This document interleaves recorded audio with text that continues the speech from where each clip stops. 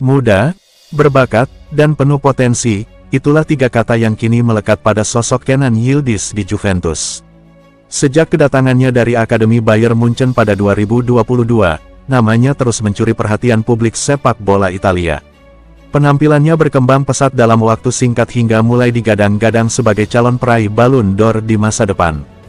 Juventus pun terlihat tak salah investasi pada pemain 20 tahun asal Turki ini.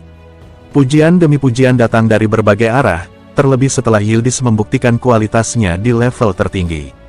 Dalam skema baru yang dibangun pelatih Igor Tudor, Yildiz justru makin terlihat matang dan dewasa secara permainan. Musim lalu menjadi titik penting dalam perkembangan Kenan Yildiz bersama Juventus.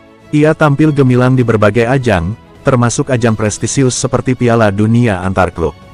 Di bawah arahan Igor Tudor, Yildiz seperti menemukan versi terbaik dirinya.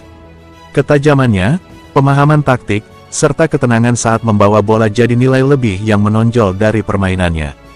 Manajemen Juventus melihat Yildiz sebagai bagian sentral dari proyek jangka panjang klub. Ia dianggap punya kapasitas untuk membawa tim melangkah ke level yang lebih tinggi.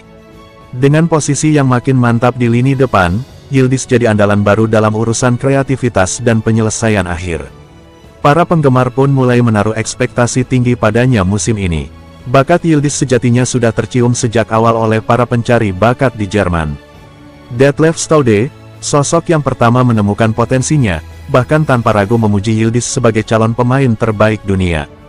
Hal yang indah dari sepak bola, menurut saya, adalah bahwa ini adalah olahraga tim. Seorang pemain hanya bisa meraih hasil sebagai tim.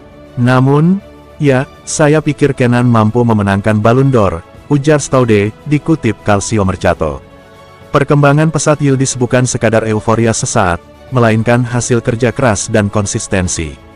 Dalam usianya yang masih sangat muda, ia sudah menunjukkan kualitas sebagai figur sentral di lapangan.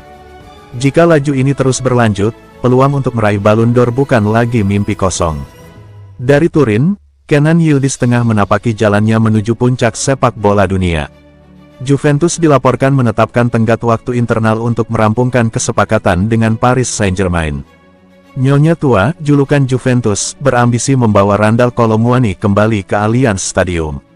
Menurut La Gazzetta dello Sport via calciomercato.com, klub raksasa Serie A itu ingin Kolo Muani sudah tiba di Turin sebelum tanggal 13 Agustus tahun 2025.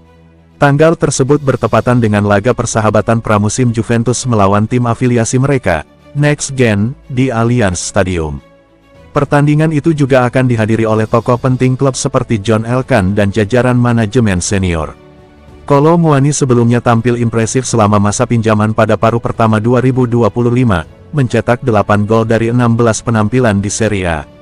Juventus kini optimistis bisa membawa penyerang asal Prancis tersebut secara permanen. PSG, yang 2 tahun lalu membayar sekitar 75 juta euro, sekitar 1,33 triliun rupiah, untuk merekrut Kolo Muani, disebut menginginkan 50 juta euro, sekitar 888 miliar rupiah, untuk melepasnya pada bursa transfer musim panas ini.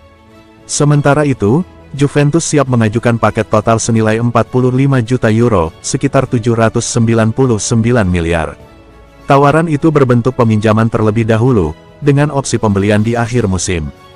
Berdasarkan laporan Calcio Mercato, Juventus akan membayar 10 juta euro, sekitar 178 miliar rupiah, untuk meminjam Kolo Muani selama 1 musim.